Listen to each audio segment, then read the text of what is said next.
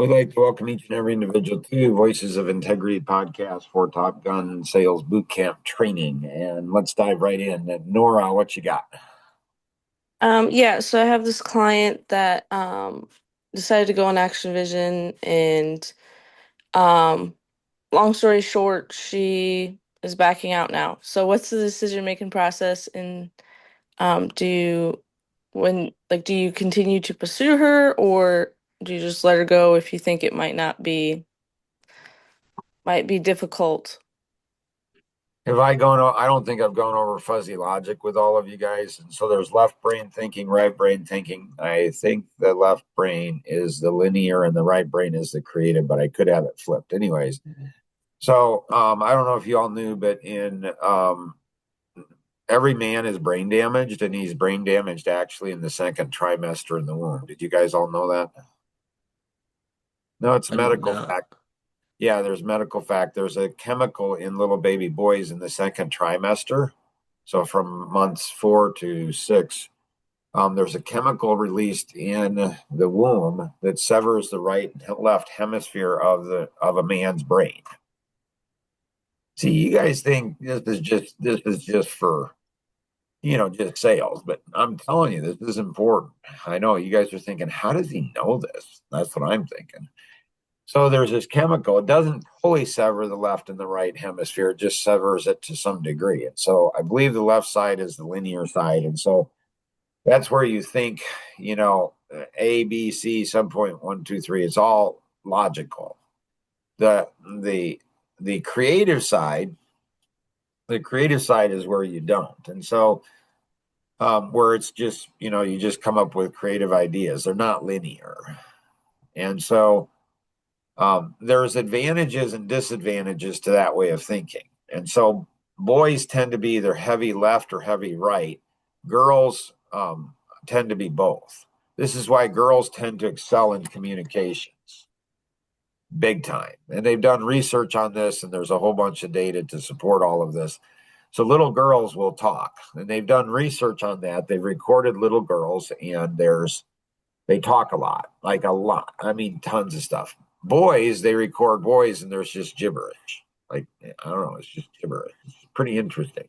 Now, so women's intuition is a real thing. So often with men, you go ahead and ask a man how he came up to the conclusion, and it's linear. It's like, A, B, C, this is what it is. It's very logical. Women often don't have logical. They're like, I don't know, I just came up with it. Women like when men think like calculators. It's, boom. Women thinks like computers or AI, like it's going all over the universe, and they have all these things in their intuition. So as a man, if you're married and your wife has instincts that you shouldn't do something, should do something, you always want to listen to her. I mean, always. Women's instincts are very, very powerful. Never ignore them. Now, they are vulnerable too. So, which is better way of thinking, left or right or combined? Fuzzy logic is a combination of left and right. So you typically first lead with what's your instincts, what's your gut feel. So on this particular client, it makes it harder because they paid. Now they're going to want a refund on it. And some of the work's already been done. And so what's your instinct, Nora, on this particular client? Should you pursue her or let her go?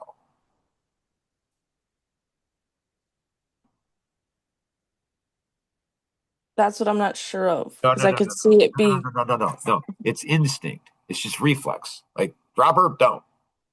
Drop her, don't. You just instincts. Instincts. So you're a double analytic, okay? So this is very unusual for a woman to be a double analytic. And so you just if you may had to make a choice, life or death, like you're flying a plane. You can't think about it, you're not sure. You just have to do one or the other. Which you're gonna do, drop her or pursue her. Probably drop her. Okay. So that's your instinct. Your instinct is to drop her. That may be right, it may not be. So if you're you say instinct is this is what my instincts say to do. Then you go into the left side of your brain, but first you go instinct. So drop her. Okay. Then you go left side of the brain, and then you start going into a linear fashion. Like, what's the data? If the left side and the right side match, then you move fast. If they don't match, you move slow. So instinct can prove wrong and data can prove wrong too. People think the more data I have, the better my decision is. That's not necessarily true. Often it's not. The more data you have, because it's harder to see the most important data, the more data that you have.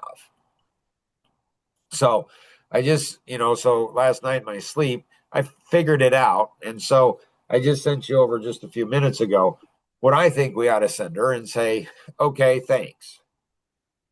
And then mark, and then say, P.S., something about the above answer would be business wise. If I were to give you an answer as a friend, it would be very different.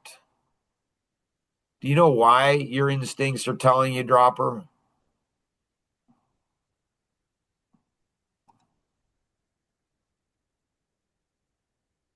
And I think it's because um, she could potentially bring us a ton of business, but if she's not happy with the plan, if she's not getting the coaching to go with it, then that might ruin the whole thing.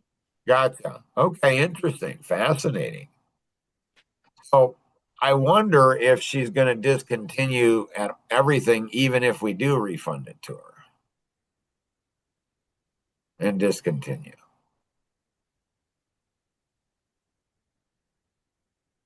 So you went ahead and said at the end of when we did the Tuesday, and you guys can all watch that, the Tuesday or the Thursday podcast. At the end of that, Nora said, I'm really proud of you. You did really, really good. And so I was amiable, expressive, and it didn't seem to work. Or did it work? See, she's locked. So last night in my sleep, I worked on that. And it's like, so the best business decision to make is just, okay, no problem. Yeah, we'll refund it. Yeah.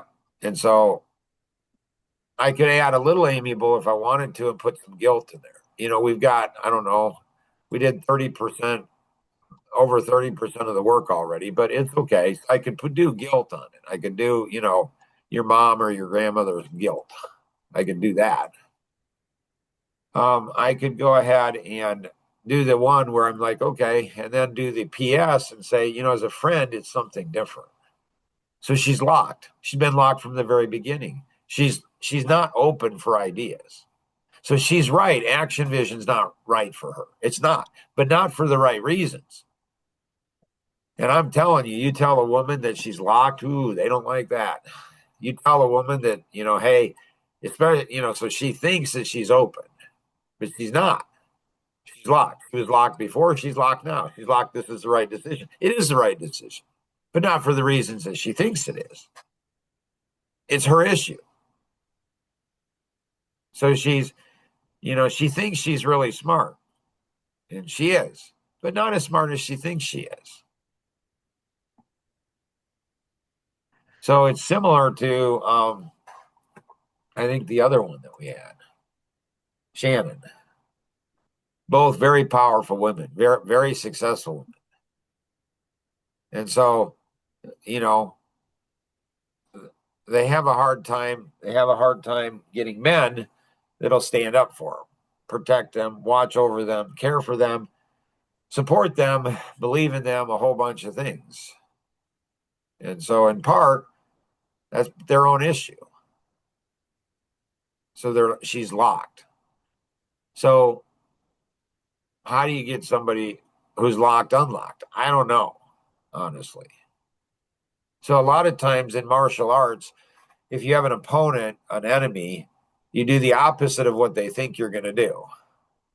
So if they think you're going to attack, you submit. If they think you're going to submit, attack. So in sales, the same thing. A lot of times you do the opposite of what they think they're going to do. So we've already experienced one of the people she hangs with. And that poor he's a mess too. So this is where your cluster principle, your cluster principle, I won't say the term, but there's a term that's very vulgar. and it's a cluster and then the term. And so if you have the cluster principle where people know between 3 and 9 other people, the challenge in that is they probably know people very similar to themselves.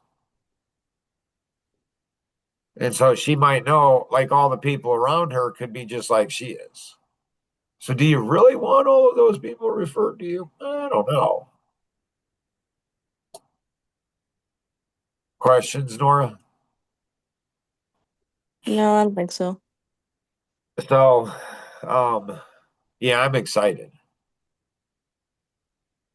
This might be the breakthrough I've been looking to for a couple decades. It's like, oh my goodness, this has the potential to I can finally figure something out. Anybody have any questions? What are you trying to figure out? How to get somebody unlocked? Hmm. Oh, that would be worth its weight in gold. Like that would be. I mean, that would be. I mean, there are some. I mean, that might be the second biggest challenge in sales to somebody who procrastination. Procrastination might be the number one. So she's a procrastination and she locks. She thinks she's so smart, but the poor girl isn't. She's just not.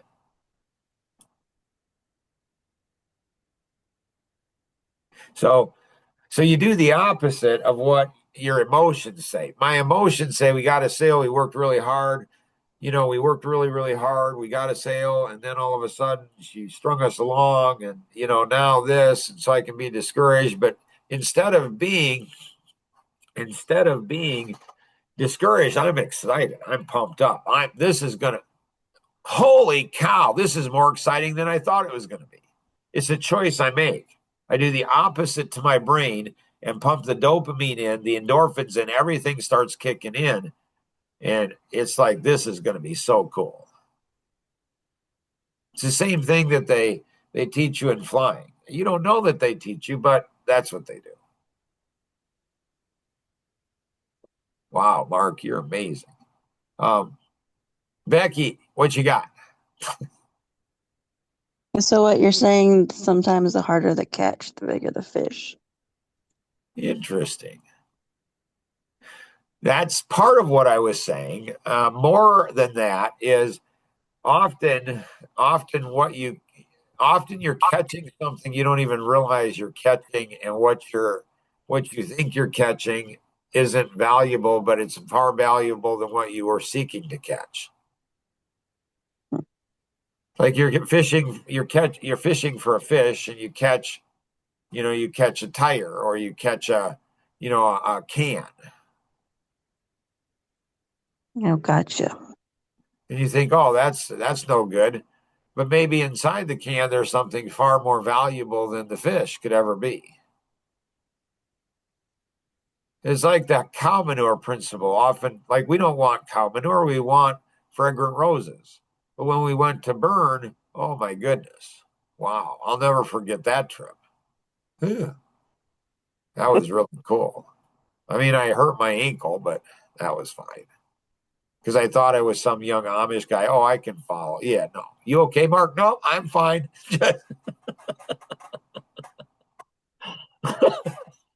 Nope, I'm good. You seem to be limping. Nope, nope, no limp. It's all good. That's another story for another time. Anything else, Becky, you got? Oh, yesterday after the call, after the 30-minute session, it was just kind of like, I don't know. I didn't know how important it was to actually mention other people's names, like when you're talking. Oh, gotcha. So one of the mistakes, and this is good for Coffee Connection, actually. Maybe we do this. You guys get it out to everybody at the Coffee Connection. So my dad, he's a pastor. He went to a pastor's conference, and the speaker, there's, I don't know, 30 pastors and wives in the room, And the speaker said, "Hey, I'd like you to go around, introduce yourself, and where you're serving, where your church is." So 5 people before my dad, 5 pastors got up, introduced themselves, and then they said, "I'm serving in so and so city." Then my dad got up and he introduced himself and my mom. So he introduced himself, and my mom, and then where they were serving. And what happened after he did that?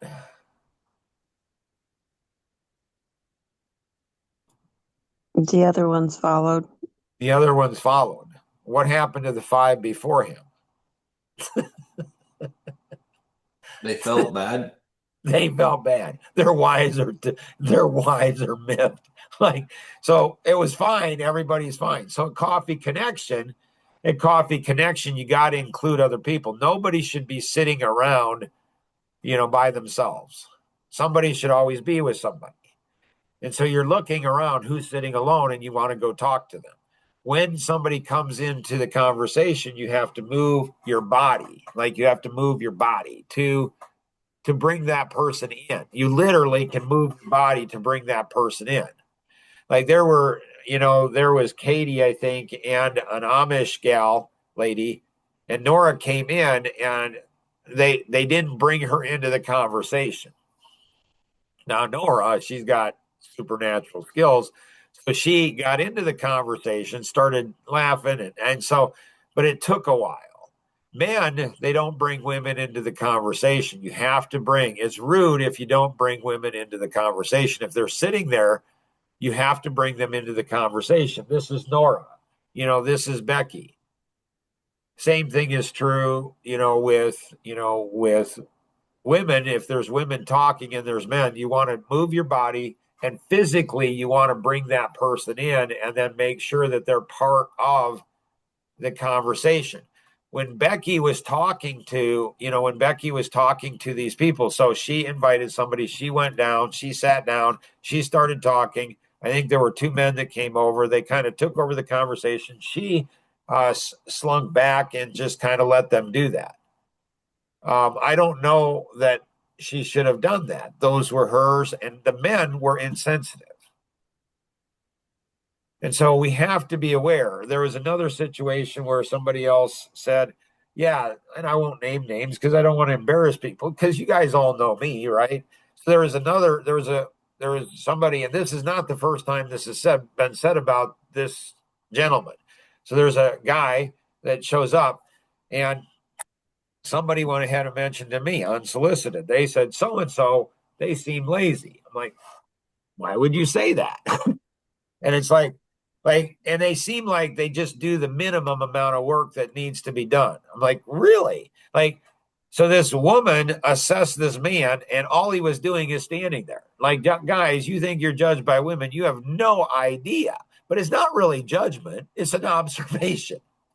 And women can observe things really fast. And they're like, so this woman observed this man as being lazy.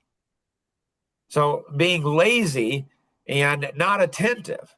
So this guy's lazy, does the minimum amount of work that he can do, and he's not attentive. What do you mean he's not attentive? He wasn't helping his wife with the kids. So now, if you see me, I don't know, I'm looking my scanning, I'm looking over the whole things. My grandkids come up. I've got business. I've got grandkids. I've got a whole bunch of stuff. So you've got to be socially aware of what's going on. You've got to be situationally aware. You've got to be aware energy wise. And I'm telling you, guys, women are watching you. They can see things that you cannot believe. Some are more than others. It's frightening. It's frightening what Elaine can see. Holy cow. And now Becky too. Nora too. Now they often aren't going to be honest with you.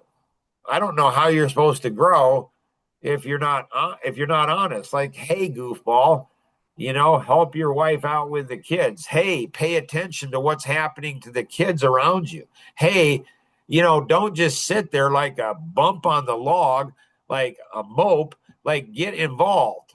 I know you have reasons. They won't tell you that. They won't tell you that. Questions? Mark, why won't they tell you?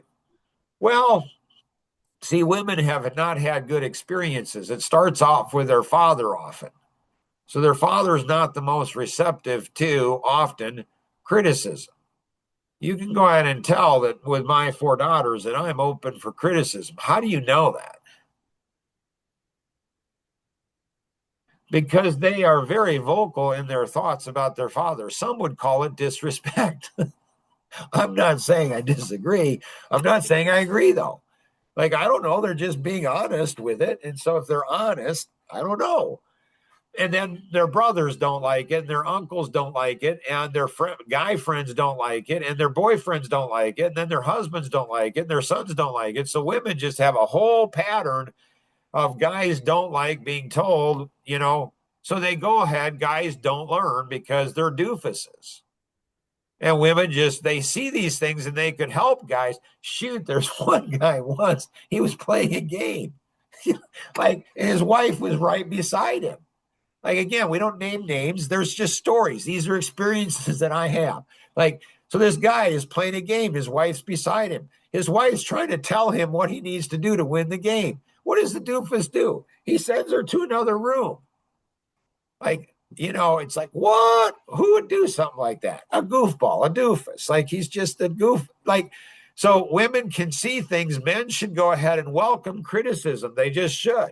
Now be ready for it when it comes. It'll come. Shoot, there's a lot of pent up, but it's okay. There's some amount of truth to it. So you just take whatever percentage of truth that there is. That would be but this goes into your Voice in My Headset podcast. So you definitely, in sales is so much about friendship. And so with this situation that Nora's talking about, the reason it's gonky is because there's a friendship there. We thought there was a friendship. The person wanted Nora and I to fly out to meet him for New Year's. But now they're talking, this is what, Patrick and Kenny were talking about, is friendships and integrity. And so, it's all wonky when you go ahead. So should you do business with friends and family? The jury's still out on that one. Luke, what you got? So the other day, I met with a client or a prospect, and she lives by herself. And it's like she just continued talking. She's an elderly lady, and I talked at Coffee Connection with Patrick about that. He's got a client, he's an attorney, and he's like, it's weird. She kept coming back with little things. She had 100 things. Why didn't she just say it? But she kept coming back. It's and he kind of, you guys all know him, parse his eyes, and he's like, it's almost like she just wanted to talk to me. And I said, oh, that's fascinating. There's a couple guys in construction that they have, maybe some elderly ladies or, ladies, and they just find work for them to do because they need a friend. So what do you do in that situation? Well, it's not a black and white situation. It's not right and wrong. It's, so I don't know. Do you get them on a podcast? Do you introduce them to your Voice in My Headset podcast? And you say, hey, here's a really cool podcast about friendship and stuff. I think it would benefit you. Do you get her a book? Yeah. I mean, if you're a business, your time is money. And so do you go ahead and give time? Yeah. But hey, what about your 2.5 million? Well, what about the people that she knows? So you combine all of that together, and then you go ahead, if you're giving them extra time, just because, I don't know, you have a heart for them, well, make sure you're getting referrals. Who does she know? Guide the conversation. She doesn't care where the conversation, she just wants to talk. Well, you care what the conversation is because you're in a different season of life. She doesn't have to worry about money, or maybe she does. I don't know. You guys are like, holy cow, did he have coffee this morning? Or maybe he had some extra stuff in the coffee. Neither of those. Woke up at, 3:00. My mind is racing. I'm like, I can't wait to get to this, Top Gun. Oh, there's so many things. Does that help, Luke? yes, yep. Nice. This is what they call hypopia, by the way. Some are deniers, they're haters. They'll say that's not a word. It is a word. It's hypopia. And so when you go ahead and are so excited about something, it doesn't take oxygen from the brain. It gives oxygen to the brain so you can think faster and clearer and all this kind of stuff. It's like being drunk without being drunk, being high without being high. It's natural. It's hypopia. Remember that, write that down, use that with lots of people. Kenny, what would you like to accomplish today? So basically the same thing, how long or when to keep pursuing, but in the people area, the people as far as recruiting, things like that. Yeah, so what you do is you go ahead and you go.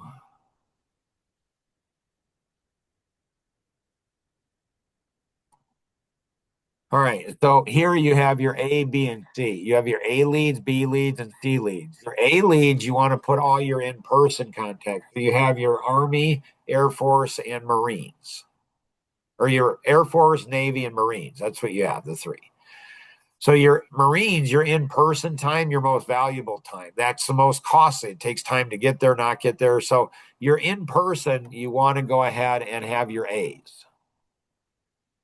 Your B leads, and this is both sales or recruiting. Same concept. Actually, recruiting is sales, sales is recruiting. It's the same concept.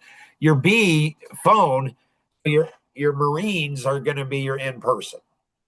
You don't want them to die, okay? Your B is going to be your Air Force. And so this is your phone calling. So you call your A's and your B's. So you have double coverage of your A's. You have in person, and then you have in person, you have phone calls. Your C's are going to be your direct mail, your Navy. You're sending in your cruise missiles, and that's your direct mail, your anything mass. And so what you do is, so you have triple coverage of your A's. You have in-person, phone, and direct mail, mass outreach, email, whatever it is. Your B's, you have double coverage. Your C's have single coverage. 80% of your business is going to come from your A's over the next 12 months. B's are typically going to go ahead and kick in 13 to 2 years. So 1 to 2 years. And your C's are going to kick in often 3 years and beyond. And so it's like a farm team in baseball. So your A's, you might flip them from an A to a B to a C. That one person that Nora was talking about, they were an A, but they might be flipped to a B. And it's like A's get certain privileges and benefits, B's get others, and C's get others. And so your C's might move to an A, your A's might move to a B, your B might move to an A or B. So you're protecting your most valuable resources. So in the Kuwait War or whatever, they sent in the cruise missiles from the ships and softened everything up. Then they brought in the Air Force next to finish, to clean it up. And then they brought in your Marine unit, which is your in-person, to do a mop-up operation. And that's the same philosophy that you use in business. Send in your direct mail, email, marketing, anything to the masses, soften them up, then come in with phone calls, and you don't bring your in-person in until you are rock solid that that's an in-person type of contact. So same thing with recruiting. What you do is you go ahead and drive them into Coffee Connection. If they don't take initiative, but that's where your 30-minute strategy session is going to be key. You want to sell them, hook them. See, you and Luke don't understand the magic that Dreamscape has. You just don't. You're too young. It's okay, but it's a chance of a lifetime.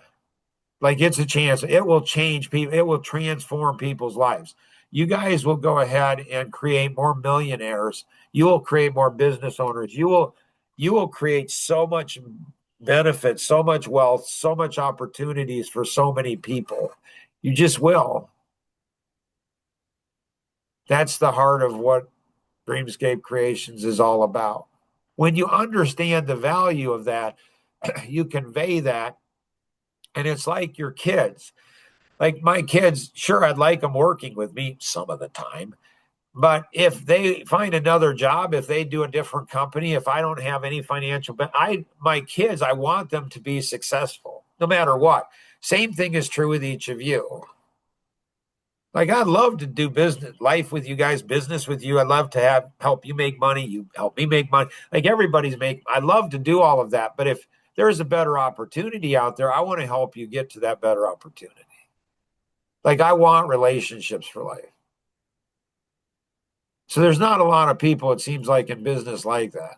Don't get the wrong impression. Don't think, well, Mark doesn't have a life. Well, that's kind of true. And he doesn't really have any friends. Nah, I'm not saying that's not true either. I'm just saying that when you have that philosophy, like a life, when you go in to connecting with people, that this is going to be a lifelong friendship, it's just crazy. Now, that doesn't mean that you allow people to take advantage of you.